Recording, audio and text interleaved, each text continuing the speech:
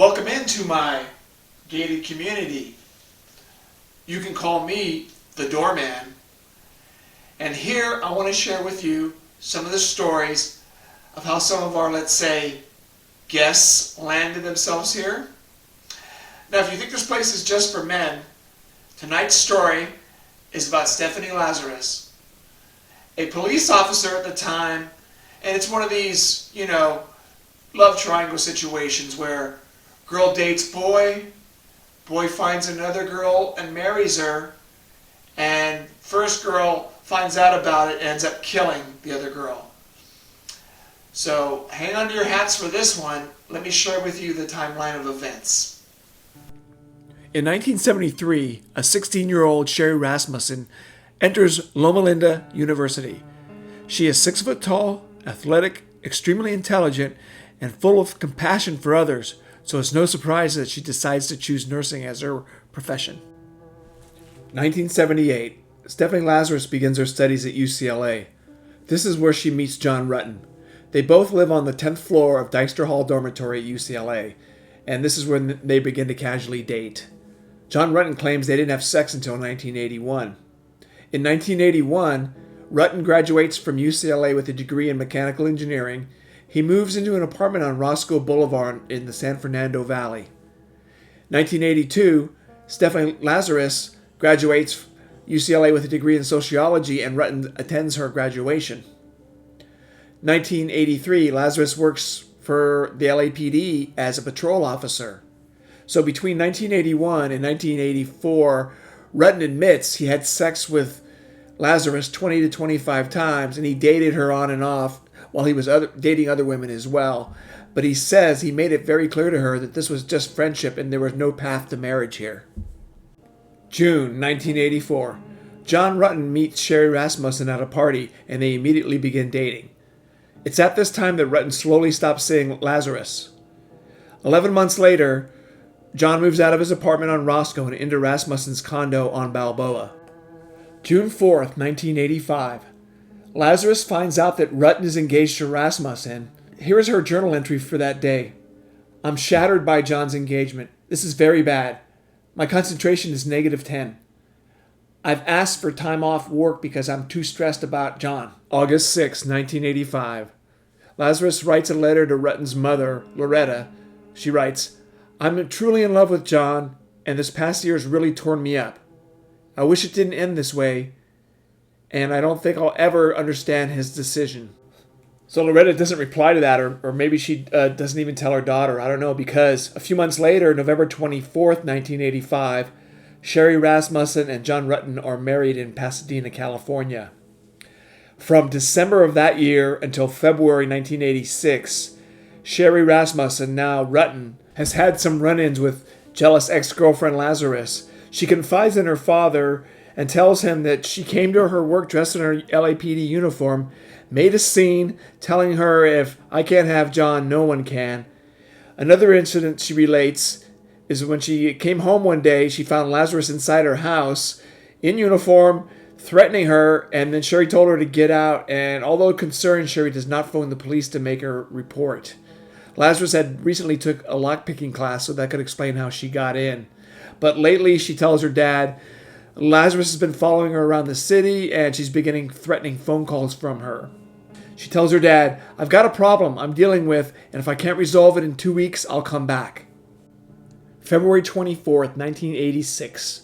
Sherri has a strained back from an aerobics workout and also wants to avoid a presentation she has to give on an unpopular program at work, so she calls in sick.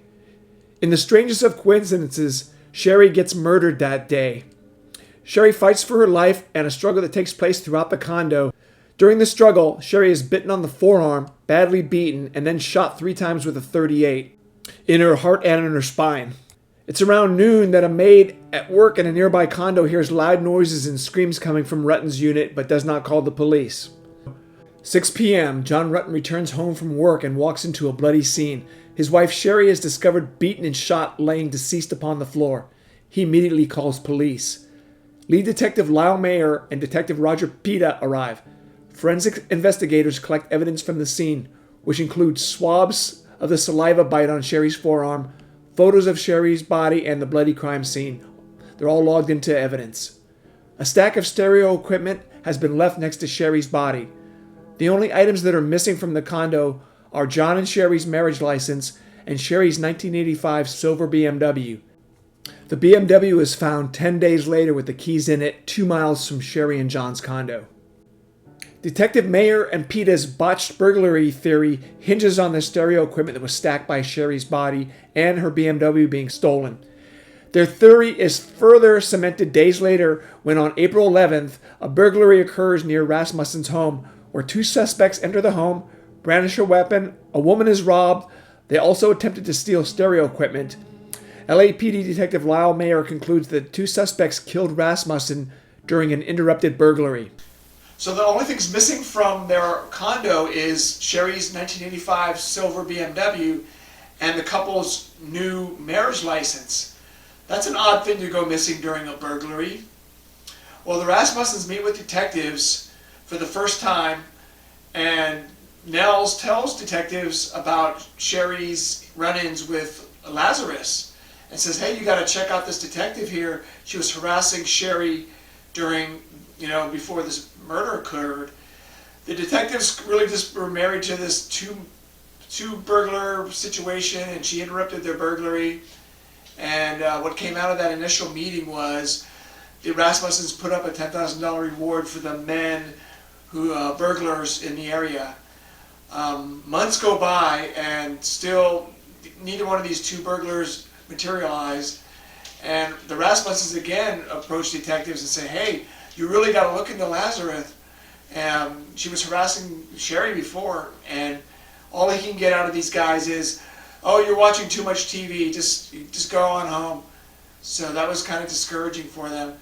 And then Nels writes a letter to then Daryl Gates, who was the police chief, and that is absolutely ignored, and nothing becomes of anything. So it turns into a cold case. So it was 1988 when Chief Daryl Gates refused to intervene in the Rasmussen case. It'd be another 17 years before anything of any substance developed in the case. February 8, 2005, the saliva swabs from the Rasmussen crime scene were tested for DNA. A complete DNA profile was extracted from the swab. It was revealed that the DNA profile was of a female, and the LAPD had no idea who it belonged to. January 2006, Detective Lazarus is promoted to the art theft detail of LAPD's Commercial Crimes Division. Only 2 detectives work in this position tracking stolen art and forgeries. February 2009. Cold case detectives are reviewing older cases. Sherri Rasmussen's case is among them. Investigators get tested blood and saliva samples from the LAPD crime lab. The DNA is from a woman. Detectives re-interview John Rutten, the Rasmussens, and the former investigators who conducted the original crime scene investigation. The Rasmussens inform cold case detectives once again about their daughter's harassment by Lazarus and their concerns that she was responsible for Sherri's murder. May 28, 2009. Detective Lazarus has no idea she's under investigation or that she's being trailed by an undercover officer. LAPD detectives Morales and Polanco secretly acquired a DNA sample from Lazarus when she tossed a drink cup while she was at a Costco. A few weeks later, Detective Francis informs LAPD detectives that the sample matches conclusively to Stephanie Lazarus. June 5, 2009. Stephanie Lazarus enters her office at LAPD's Parker Center. Shortly afterwards, she's informed that a suspect located in the basement jail has information on one of her cases. Detective Lazarus removes her firearm prior to passing through the jail's security. Check out her interrogation by detectives.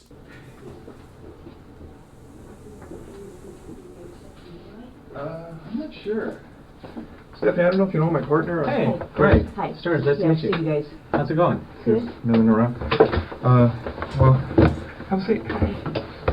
What this is, I didn't want to bring this up in your squadron. Oh, no, it's fine. I think we're good. Quarter to under this turn. You're gonna bring somebody in, right? Yeah, well, I can explain the whole thing That's too. fine. I don't want to talk about this in the squadron because that's I don't know who people are listening. That's true, And if we that's go to my side, Everybody's always wondering what everybody Oh, else yeah, is sure, doing. no problem. Okay. But like we're talking about being busy and stuff, we've been assigned a case that we've been looking at. Okay. It's a new case, and reviewing the case, there's some notes to see as far as your name being mentioned. Okay. Do you know John Rutan? John Bruton. John Rutten? Rutan. Oh, yeah, I went to school with him. You did? Yeah. How long did you know him? Gosh, I went to school in, let's see, went to UCLA in 1978 I started, and, you know, met him at school at the dorms. Mm-hmm. Um, Were you guys friends, close friends? yeah, we were very close friends. Yeah? I mean, what's this all about? Well, it's regarding, it's a case we're working on, and it involves John, and in there, some of the statements we reviewed, you know, there's notes and stuff that he knew you and stuff. Oh, yeah, I mean, we were good friends, lived in the dorms for, I lived in the dorms for 2 years. You guys lived in the same dorm? Yeah. Or, okay. Yeah, Dykstra. Okay. Were you guys just friends or anything else, or? Yeah, we were good friends. Yeah. Was there ever any relationship or anything that developed between you guys? Yeah, I mean, we dated, Uh-huh. you know, I mean, what's this all about? Well, it's relating to his wife. Okay. Okay. Did you know her? Not really. I mean, I knew that he got married years ago. Uh-huh. Did you ever meet her?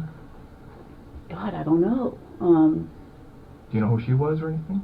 Well, let me think. God, it's been a long time ago. I may have met her. Geez. You know. Yeah. Well, let me see. Let me ask you. You said you dated John. How long did you guys date? I mean, well, are you guys, is this something, I mean, you said I was going to interview somebody about art, and how Well, you guys are, here's I mean, Stephanie, here's the situation. Is basically, we knew that this, when we saw this in this chrono, that maybe, you know, there was some relationship there. That's what the chrono seemed to indicate, and we didn't want to come up to you at your desk and ask those kinds of questions or do anything. You know how up there people can see what's going on if you go into an interview room, or people are in there getting that's supplies. okay, I And mean- so we wanted to afford you some privacy, some confidentiality Okay. to talk about this, because we thought it might be, you know, something, you know, you're married to someone else, obviously, and so forth, and that you may not want to, you know, talk about these things in that setting where someone, you know, we don't want the rumor mill or gossip or any of that kind of stuff I to mean, start. that's fine, I mean, So we did this just as a means to try and speak to you in just Okay, I mean, a I confidential just- place where you know, where your business isn't out there for other people in well, you know, I mean, your it's- division yeah, to know I about. mean, you know, God, that's been a million years ago. I mean, you know, what year is it now? 2009? I mean, I graduated in 82, yeah. You know, we dated, I dated other guys, I'm sure he dated other girls, Well, let me ask you, roughly how long would you say you guys dated? oh, jeez. I couldn't even say. I mean, I started school there in 78. Mhm. I started UCLA in 1978. Hmm? I graduated in 82. I don't even remember what year he graduated, if it was a year or two before me. Okay. I think he was a little bit older than I was. Mhm. I mean, you know, I can't remember if he was born, let's say I'm born in 1960. I don't know if he was born in 58 or 59. I mean, I knew his parents, I knew his sister. His brother went to Northridge. Mhm. You know, his sister had spent the night at my house before. Obviously, I spent the night at his house before. He probably spent the night at my house before. You know, yeah, I don't. Well, correct me if I'm wrong, because from what you're telling me, is you guys dated while you were in college together, right? Yeah, and probably after college. I can't. Geez, trying to think when I met my husband. I met my husband in, when did I meet Scott? Let's see. I was teaching DARE, because I met Scott when I was teaching DARE up in Oregon. But we had long stopped, you know, dating before that. So you haven't talked to him for a long time? Oh, I think I haven't talked to him in a long time. I couldn't even tell you when the last time I talked to him. I met Scott, I'm thinking in 92 maybe, April of 92. It was, Scott being your husband. yeah, I'm trying to think. I was teaching DARE. Let's see, what year is this? We'll be married. I got married in 1996. think I met Scott in 92. Prior to that, I couldn't tell you how long I had talked to John prior to that. But since you met your husband, Scott, you hadn't talked to him? I mean, he may have called me once or twice before we got married. Right. You know, geez, I moved to Simi in 1994 because I lost my house in the earthquake. Oh, really? Quite honestly, I probably keep in contact with a few people from the dorms. We all lived on the 10th floor, and there's about 3 or 4 people I keep in contact with. There's probably like 6 or 8 of us that were all really close. And who are those people? Oh, geez, Diana Basta. The people I still keep. I haven't been in contact with her in a long time. I mean, what's this all about? I mean. Well, let me ask you, what ended the relationship between you and John? You know, it was kind of a weird relationship. I mean, we dated. I can't say that he was my boyfriend. I don't know that he would consider me his girlfriend. We dated. We did things. I played sports in college. He played basketball. His brother played basketball. We just, you know, it just didn't work out. I mean, I don't know what to tell you. It was like I went out with other guys, saw other guys, and went on lots of vacations. You know. And once you guys split, were you guys still friends, or kind of, you know, problems? Is it friendly, not friendly? No, I don't think it was not friendly. I mean, we were friendly. I know that we went to Hawaii at one point. Another friend of mine who's actually dying right now went to Hawaii with us at some point. Remember roughly when that was? Oh, geez. Let me think. I'd have to check my pictures. Or I'd say I'd ask Greg, but my friend Greg is like dying of liver cancer right now. Yeah, I mean, you know. And you were saying that it's 2009 now. Had you ever met his wife? I may have.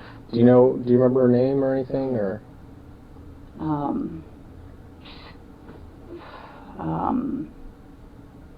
Or what she did for a living, or where she worked, or anything about her?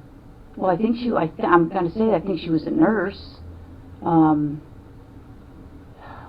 I can't even remember how he said he met her.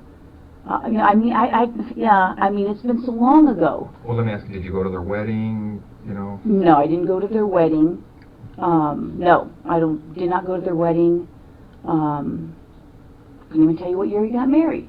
I mean, you know, it's been a million years ago. Do you ever remember if you ever talked to her? Because it seems like a lot of you who were at the school at UCLA, you guys kind of were friends during and after school, so I don't know if you guys still associated afterwards once he was married or anything. With him? Yeah. No, I don't think so. I mean, I would say, you know, the people that were on the dorm floor, we did get-togethers. There's probably like 4 or 5. I don't think he ever came. Yeah, I don't think. No, it was mostly girls. You know, a girl named Smita, Diane. There's 2 Dianes. But the one Diane, I don't think she ever came. I kind of lost contact with her. We were good friends on the floor. Yeah, I mean, I don't, you know, again, I mean, what, you know, I don't understand why you're talking about some guy I dated a million years ago. Well, do you know what happened to his wife? Yeah, I know she got killed. What did you hear about that? I saw a poster at work. I'm sure I spoke to him about it. I think I spoke to another friend of his about it. And how did you first learn about that? Jeez. Someone could have called me. I could have heard it at work. I think at one point there may have been a flyer or something. I know a good friend of his. Were you on the job back then when that happened? Yeah, I think so. Yeah, I'm sure I was on the job. That's why I would have heard about it with the flyer. He had a good friend, Mike Foldrick,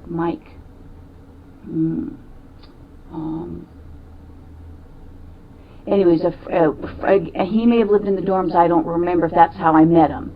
I may have talked to him. I mean, you know, I don't remember how I heard. I mean, I don't even remember what year it was. And you think you thought his wife was a nurse. Do you have any idea where she was working at the time, or did he ever mention that to you?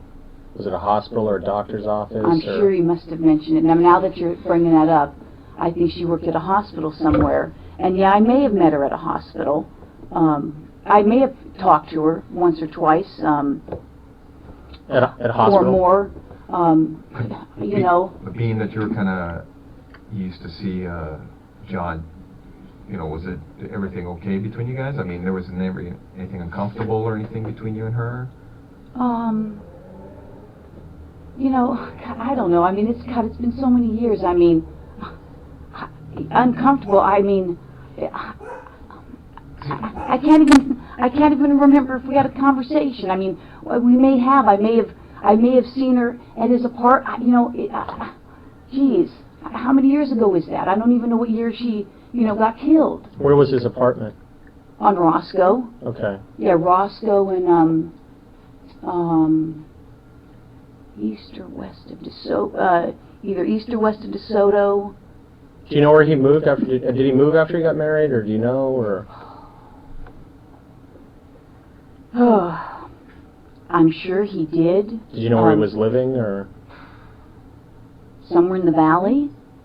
Did you ever visit him and his wife? No. No, never No. went out to, you know, get together, dinners, anything of that nature? No. Like I said, his sister used to come over. His sister had come to my place. I knew his brother because his brother played basketball at Northridge. In fact, I was just coming across some pictures that I just scanned from. I take a lot of photos, like 10,000, and I just did a service where I scanned everything. And I'd seen some pictures of his brother playing basketball. You just put them all on your computer so you could have them Yeah. accessible and Oh, do things yeah. with them? Well, my partner is a big photo thing, and he had a deal to scan. So I spent a ton of time just scanning photos. I mean, I paid a company to do it. Mm-hmm. So I've got photos of, his brother, his sister, you know. of 10,000 him. pictures? Oh, yeah. How long did that take them? Months. Now, what do they put that on a? I'm just curious myself. Do they put it on? They get that all on one DVD? They don't need like a hard drive or anything? No. There's like, I think 11 DVDs. Yeah, I don't even have time. It's a series of DVDs that they put them on? Oh, yeah. Oh, okay. Yeah, I got. I'm not that familiar with computer stuff, Oh, so yeah. that's why I was asking. It's like 11 DVDs. Oh, okay. So, you know, I haven't even had a chance to go through them. You could go through and pick which ones you don't want. I don't have time to do that. Right. You know, so like you said, you know, I don't think we ever socialized. You know, he'd still call me. I can't say that I would, if he's married, I don't know that I would have called him. Maybe, who knows? I don't know. It's been a million years ago. Well, how long was John married before his wife died? I have no idea. I have no idea. And after his wife died, did you talk to him again or anything? Yeah, I did talk to him. Mm-hmm. I talked to him, probably his parents, probably some other friends. You know, I'm sure I talked to him. Yeah. But you're not sure where he moved to after he got married? No idea. Never went over to visit him or I don't think. meet his I wife don't think so. I don't know. I don't think I did. I know he lived on Roscoe for a long, long time.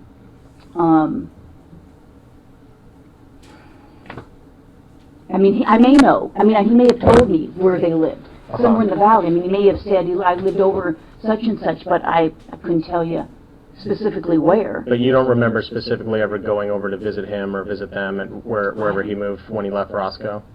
I honestly, I don't know. I don't think so, but Okay. you know, I don't want to say no, I don't think so, and then he says, oh yeah, she came over for something, dropped something off. You know, I don't know. So if you did go over there, just be like a quick thing, like you're saying, drop something off, or Maybe. But you don't remember as far as like going there to have dinner or like a social, anything at the house, party? Well, if you guys know something, I can't. I don't know. I don't think so. But After John's wife died, you said you may have been talking to him. Did your relationship start up again? I would say no. Again, can you give me a year? I mean, this is like 2009. She died in 1986? Yeah, I think it was 86. 1986. Okay. Like I said, I'm faintly remembering that I went to Hawaii with my friend Greg. Greg and I got certified for scuba diving. And I'm thinking that John met us there, meaning Greg and I. That could have been, I got certified toward the end of 88, or I mean, 88, 89,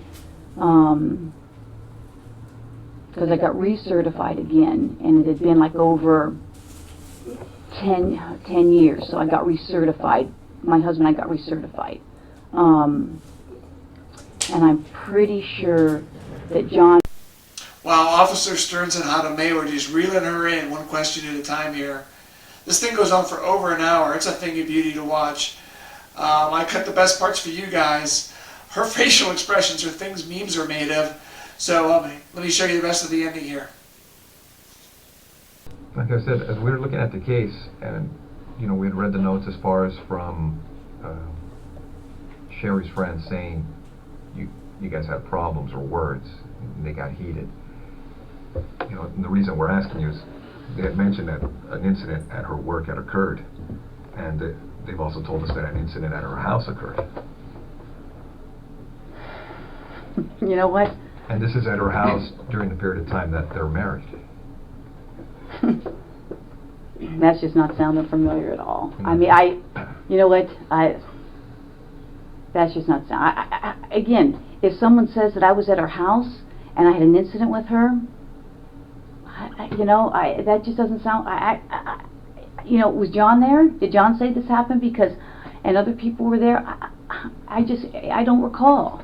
I mean, it just doesn't sound, familiar. And this is an incident where you showed up. You weren't supposed to show up, and things got heated. At his house? Yeah. That just doesn't sound familiar. I mean, Nothing. no. It's not sounding familiar.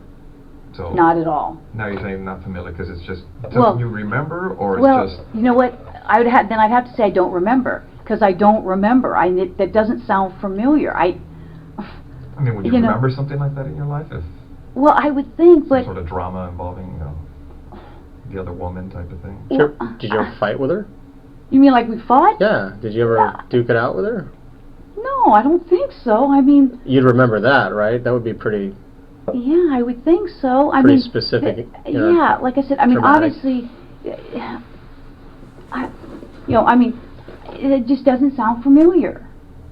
I mean, what are they saying? So I fought with her. So now I'm getting the jump, the leap. Excuse me, I haven't eaten. They're saying, okay, I fought with her, so I must have killed her. I mean, come on. I mean, that's, I don't even know who these people are. I can't even say I met any of these people. I mean, it's insane. Mm-hmm. If it happened, I honestly don't remember it. That's all I can tell you. I mean, but I don't know. I mean, would it be something you would remember? I mean, because I don't know if any other intense incidents in your life that have occurred. I mean, you'd recall those, right? I mean, well, like a use of force at work or car crash, something you're involved in, you'd be like, yeah, I remember. you would think I would remember. I mean, I would think if it was something that crazy. I mean, I can't say. You say, how many fights have you gotten into? In your life. I mean, a few at work. Well, fights at work are kind of different because we've all had uses of force or whatever. But well, I haven't even had even a lot of those. I mean, right, but if you're actually, I mean, I played. Like if Dan and I got mad at each other and we threw blows in the squad room, I mean, 20 years later, I would remember it. I mean, I would think I would remember it, but that's what I'm saying. That's not sounding familiar to me at all. I mean, let me ask you. I mean, throughout your life, would you remember the number of fights you've been involved in? And I don't mean kind of like a bump or something, just a physical fight where you Everybody's hitting each other, scratching, pulling, whatever. Maybe. I mean, I can't say I've been in a lot. I played sports. Yeah. You get into scuffles there, and Mm-hmm. And you recall some of those, right? I mean, just yeah, I can recall some of them. games get intense. But like I said, you saying this is just not ringing a bell. Nothing. I mean, but I don't know what to tell you. It's just that's just not ringing a bell to me. It'd be something. I would think I would remember. Yeah. I mean, If you're in this, I would think so too. if you're in this other girl's house and but words are exchanged, I mean, you'd figure you'd recall. I would think. Especially if it got physical, right? Well, I would think. And it's relating to, a guy that you were dating, but Well, she's dating now, and it's just yeah. kind of like a whole love triangle type of thing. I mean, you figure you'd remember that, right? Well, I would think. So, I mean, I don't know what to still tell you. yeah. No, because I'm looking at the notes, and these people are kind of, they're pointing the finger at you, Well, and I mean, that's not ringing a bell to me. So, I don't know. It's I don't know what to tell you. I mean, that just sounds crazy to me. yeah. So you offhand, you don't recall ever going into her house and having words and physically, No, I attacking mean, her attacking you, no, nothing like that. no. I mean, that's no, Nothing. no, not at all. Okay. Well, on some of the, on this case, it occurred in '86, right? Detectives processed the scene, things of that nature. They did fingerprints and all that stuff. You know the standard stuff. I mean, you've been doing this longer than I have. Well, not about that. I got 26 years on, Yeah. going on 26. 19, so. But, as they processed everything, they did the best they could at that time, and they looked at a lot of people and different things in this case. And you're right. I mean, if you guys are claiming that I'm a suspect, then I got a problem with that. Okay. Okay, so if you're doing this as an interrogation, you're saying, hey, I'm a suspect. Well, now I got a problem with now you're accusing me of this. Is that what you're saying? We're trying to figure out what happened, Stephanie. Well, I'm just saying. Do I need to get a lawyer if you're accusing me of I mean, this? You don't have to. I mean, I'm just- you're here of your own free will. I mean, No, you don't- I know, but you're not under arrest. You can walk out. you Whenever can leave feel whenever like. you like. well, But- I'm trying to give you some background of how I knew him, and now you're telling me that somebody's saying that we had this big old fight, and I don't even know what you're talking about. And I don't want to get in trouble for something that I didn't even do, or you're saying I did something. Okay. Yeah, we understand. I mean, how would you guys like it if the tables were turned on you? I understand. No. No, that's what we're telling you. I mean, you're free to go whenever you want. If this makes you uncomfortable and you want to, Well, now you're starting to make me uncomfortable. The thing is, detectives did what they could at that time on the crime scene. Okay, and the burglary thing you're talking about, that is an angle that they looked at. But now we're looking at everything else on the case, because nobody was ever arrested on the case. I don't know that or not. Okay. Now, what we'd like to do is, obviously you know about all the DNA stuff and things of the nature that, gets done on cases nowadays. If we asked you for a DNA swab, would you be willing to give us one? Maybe. Because now Yeah, because now. I'm thinking I probably need to talk to a lawyer. Okay. I mean, Well, because I know how this stuff works, okay? Don't get me wrong, you're right, I have been doing this a long time. Yeah. And I wish I had been recording this because now it sounds like, there's, you're selling these people saying I'm fighting with her, and now it sounds like you're trying to, I've been doing this a long time. yeah. We know. Okay?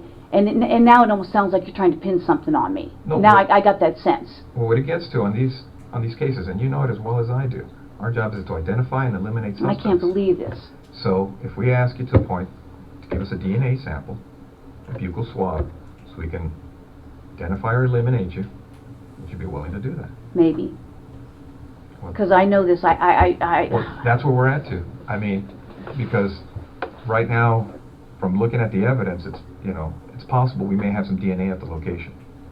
that's great. And we're going to do what we can to try to put this thing together. And your name's in the book. These people are pointing at you for whatever reason. I don't know why. That's just crazy. I mean, that's absolutely crazy. And it would be irresponsible on our part not to look at it. I know. You guys have to do your job, and I guess I'm going to have to contact somebody. So, That's fair. I mean, because I know how this stuff works. I Sure. mean, I just can't believe it. That's, I mean, we understand that. I mean, if we were in your position, I mean, we would feel the same way. I just can't even believe it.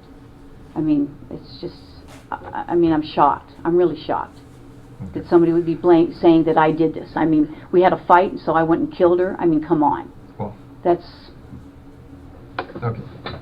All right. well, thanks for giving me the courtesy. I wish I tape recorded that. Thanks for your time. Yeah, thank you. All right, Stephanie, take care. All right.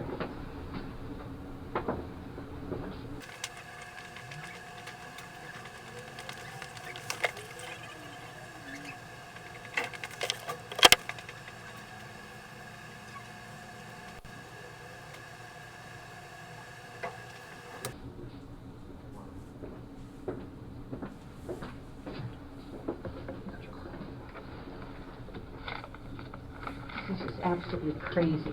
Have a seat, Stephanie. This is insane. Okay.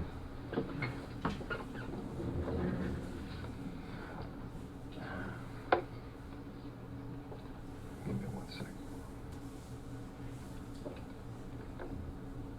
Okay.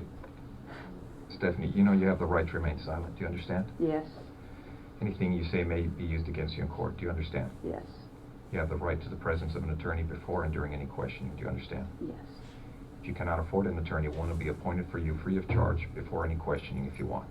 Do you understand? yes. You want to talk to us right now? No. Okay. All right. Okay. This then. is crazy. Okay. This is absolutely, I'm like in shock. I'm totally in shock. February 6, 2012. The People versus Lazarus begins today in downtown LA in Judge Robert Perry's court. About a month later, the jury gets the case to deliberate, and 2 days later, around noon, they inform the court they have reached a verdict. At 1:47 p.m., Judge Robert Perry's court reads a guilty verdict in the murder of Sherri Rasmussen. Lazarus remains emotionless during the verdict and thereafter. John Rutten reads a statement aloud in court, and here it is. Your Honor, I'm John Rutten. Thank you for the opportunity to speak during this hearing. There are really no words that can describe the loss of Sherri and the whole of this experience, so it makes no sense to talk very long. It suffices to say that the Rasmussen family, my family, and Stephanie's family have been thrust into a bizarre world of disbelief and indescribable sadness. Sherri Rasmussen had a profound impact on so many people.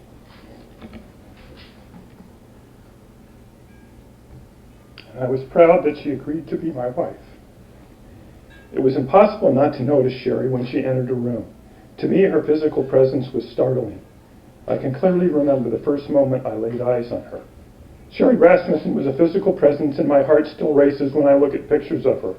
But Sherri was extraordinary, more for who she was than the way she looked. She was a hard worker, a consummate professional, a leader, a diplomat, forgiving, tough, and a kid at heart. Sherri's loss, the way she died, and the trial 25 years after her death has had a profound impact on many, many others. The effects are broad and span a generation, creating pain for those whose lives should have never been touched by this tragic event.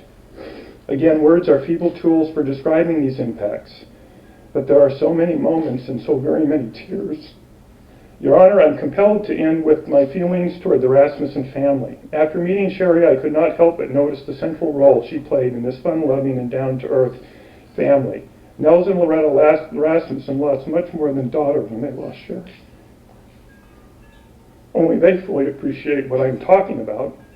The Rasmussens have treated me like a son and a brother, contemplating their profound grief, and the fact that Sherri's death occurred because she met and married me brings me to my knees. I do not know, and fear I will ever know, how to cope with this appalling fact. I have resigned myself to praying for some measure of peace and trying to endure the daydreams about a world where Sherri is still with us and this pointless tragedy never occurred. Thank you, Your Honor. Evidence that could have implicated Lazarus earlier in the investigation was later removed, perhaps by others in LAPD. Rasmussen's parents unsuccessfully sued the department over this and other aspects of the investigation. Los Angeles Police Chief Charlie Beck apologized to the Rasmussens for ignoring the repeated pleas to investigate one of the department's own in connection with their daughter's murder. So Stephanie Lazarus gets 27 years, 1,000 days off for time served in good behavior. She'll be here for quite a while. So thank you guys for watching. We'll see you next Visitors Day. And don't let me catch you in my gated community.